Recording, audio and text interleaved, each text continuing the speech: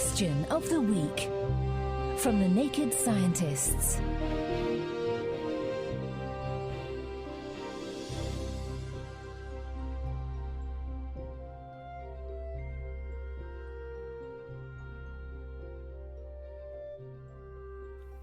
Hello and welcome to Question of the Week from the Naked Scientists with me, Dr. Hannah Critchlow.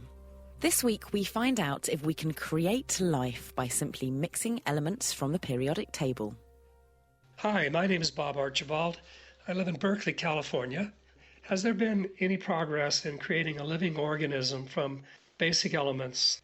Seems like with so many advances in human biology, science should be able to produce a very simple organism in the lab.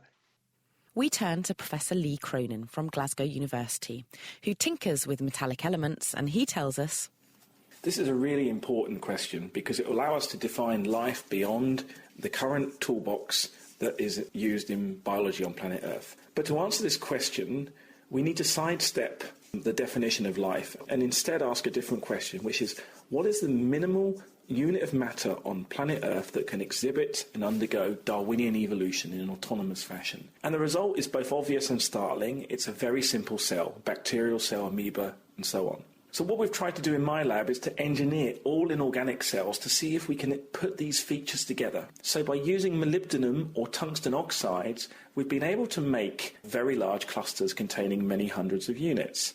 But not only that, we can have different building blocks templating the clusters. So we almost have an analogy to DNA, RNA, and proteins in the clusters built in.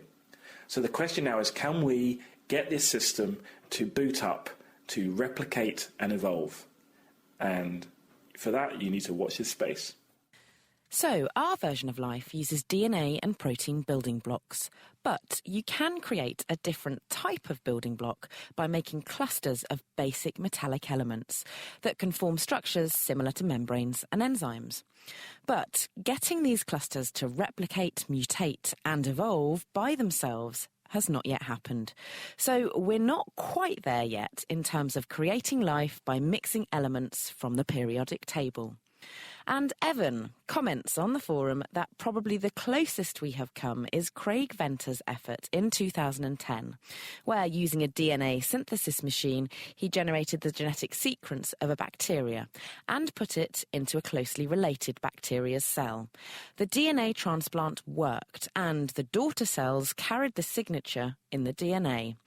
And although this was hailed in the more sensationalist media as creating life in the laboratory, there is still a long way to go. Really, this was more like hijacking the direction of an already existing cell. Now, let's progress from life to death. Hello, Naked Scientists. My name's Steve. I'm enjoying the show from Philadelphia, Pennsylvania, in the USA. We've all heard that women on average live longer than men. Many studies show this. However, as I understand it, these studies are based on average lifetimes between males and females and do not account for variations in lifestyle. My question is, ignoring any outside influences like smoking, risk-taking, eating habits, etc., is there any fundamental difference between the longevity of the male versus the female body? Thanks for a great show. So, other than men being slightly more likely to take risks, are there other reasons for why women live longer?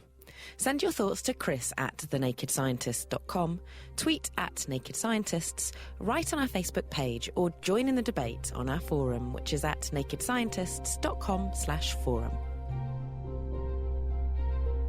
The Naked Scientists Question of the Week, brought to you in association with the How to Wisman Foundation, supporting science and education from Alpha to Omega.